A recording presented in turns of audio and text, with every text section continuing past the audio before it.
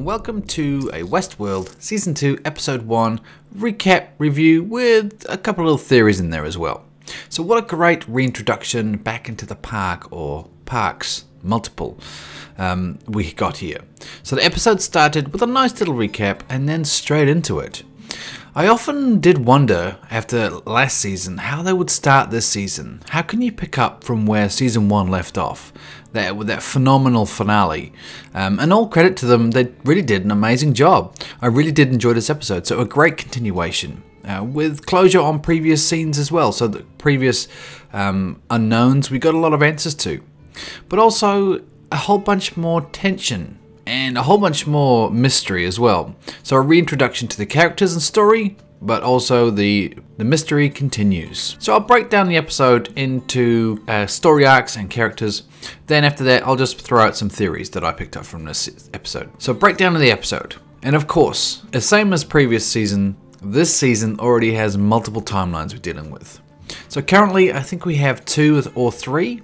But I wouldn't be surprised if we have misdirection going on here, so there could be more, you just never know.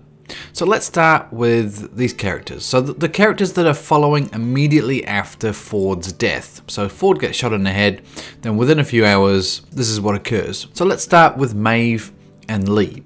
So those two characters, unusual pair, working together. Well, not really necessarily willingly. We're just trying to save his own skin at the moment. So they're trying to make their way to Maeve's daughter, and we see Maeve, so she gets off the train and immediately tries to recruit her gang. So she's getting it back together, and then they're going to try and find her daughter, which, as they said, you know, this is the needle in a haystack. Okay, now moving on to another big character here. So we saw William, or the Man in Black from the previous season. So we see him get his gear, get his hat back, get his weapon ready to go, and we see him very happy with the situation he has found himself in. And interesting enough as well, he has a conversation with Ford or Robert, the younger version of Ford, which is interesting, isn't it? Because are we saying this is a conscious being of Robert, somehow projecting itself down onto his younger self? Or is it just a recording? A bit unsure at this moment, but it was really cool either way. So we see him kind of warn William about the situation he's in, but saying the game is made for him. But now the game has kind of changed. The game is about survival and finding the door to get out. So pretty awesome. Okay, now let's move on to Bernard and Shallot. And some random characters in there as well. So we see the random characters get taken out pretty quickly. Nice little trap there.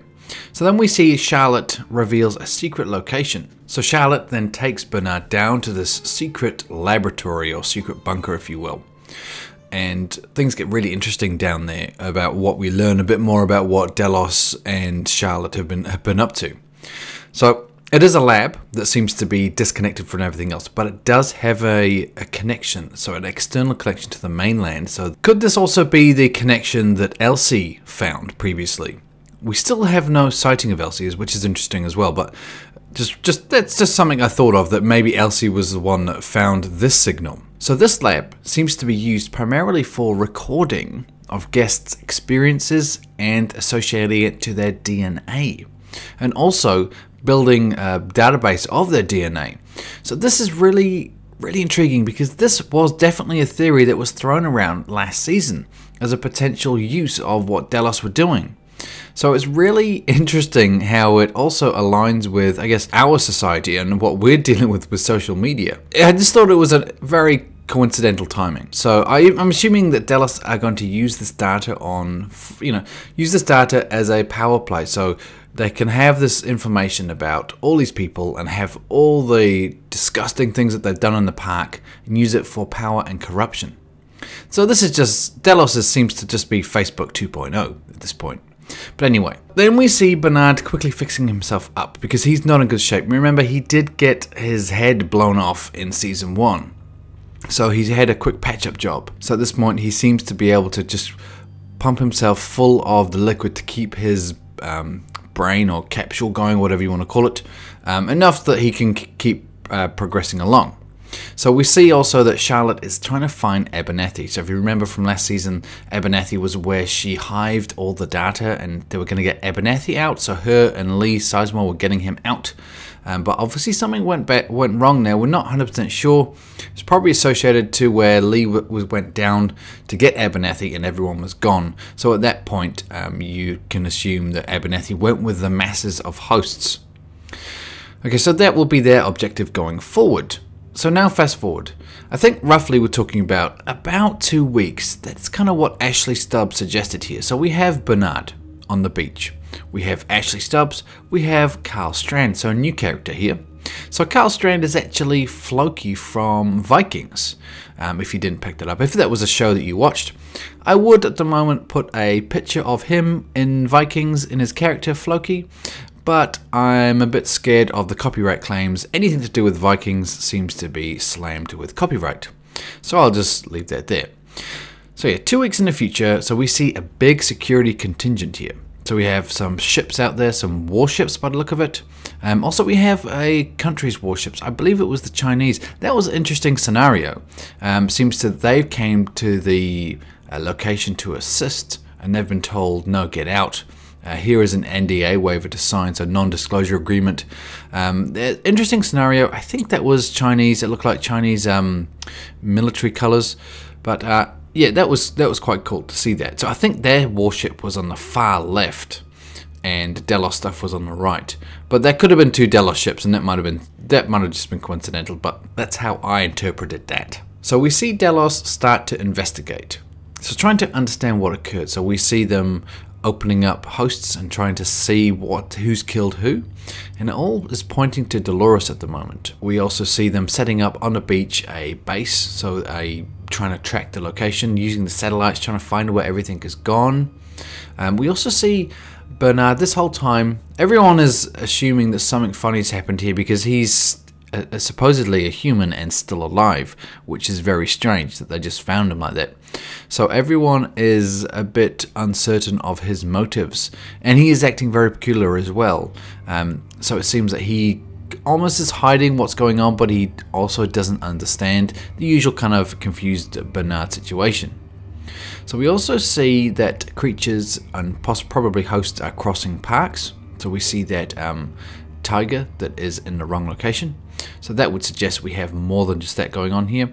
And from obviously the trailers we know that we have a lot more going on as well. So we see these characters slowly trying to track down what is happening to the hosts and also the guests.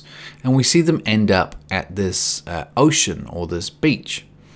Now this is where things get not confusing, but just strange, I guess. Because this mass of water, this massive ocean was not there previously. This was uncharted. This was not on this map.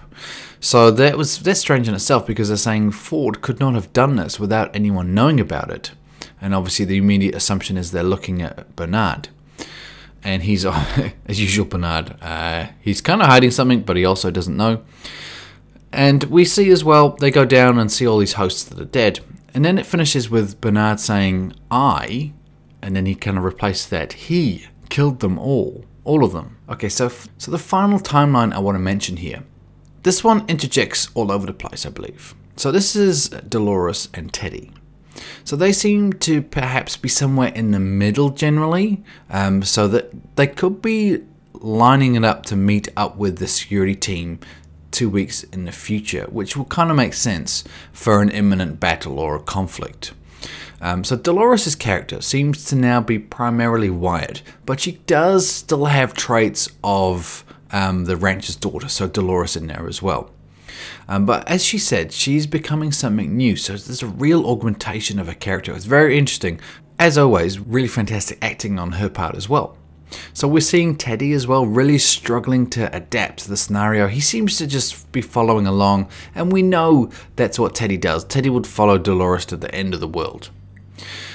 So then we have the final part here, which is, I think, adds to the mystery of the ocean. Wyatt's helpers come back and say, we found it. And then Dolores says to Teddy, I need to show you the truth. I need you to see the truth. So that kind of wraps up the main points. Obviously there's many intricacies that I've not gone over, but that's just the main story arcs. So that was just that quick summary. Now, if you have seen the trailer for episode 2, you know this story is going to get far more in depth and a lot more confusing. I think they've really eased us into this episode, easing us back into the Westworld, the characters, what was going on. So episode 2, I think, will really open up the story far more. But let's just talk about quickly the questions and unknowns from this episode that I picked up, and I assume everyone else picked up as well. What did Dolores find, and why did all the hosts die in that ocean? So here's my thoughts on it. It does all tie in as well. It all ties in with Arnold's dream. So I think Dolores found the main lab, or the main facility to reproduce hosts. And that's what she was going to show Teddy, and that's why that's the revealing point for him. So they possibly at that point get Bernard on their side, and he reprograms them, makes them more powerful, removes the spinal explosive so they can leave the park. Then they can be reproduced. And perhaps as a final send-off, or possibly a rebirth, that is where the oceans come into it. Because I wouldn't imagine they would want duplicates of themselves, whilst that has its benefits, of course, because there's more numbers, but those characters, the original characters themselves, can't leave the park. So could that, all the deaths in the sea, could that have been a mass suicide or a rebirth? Because that is Teddy in the water. I'm pretty sure it is. It definitely looks like him. So that really does match what Arnold's dream says. So Arnold's dream is, I was on an ocean with you and others, and he was left behind, and waters were rising around me. So for that, I guess the assumption is that he has helped them and then sent them off to die. And he's helped them be reproduced so they can all go off and leave the park. That's how I interpreted it. But of course, this is Westworld, so I could be way off the mark here. But that's just my thoughts and interpretation. Very early stages here, but I found that was a great step back into the world. Fantastic way to kick off season 2. We're definitely building up to some major conflicts and major story twists and turns. So, as always, leave your feedback below. I'm really interested to hear your thoughts and theories on what happened at the end of this episode. How did you find the episode yourself? So leave that information down below. Thumbs up if you like this little video. Subscribe for future content, and share the video. It will help me out as well. But until next time, this is Mesh, and I'll see you later.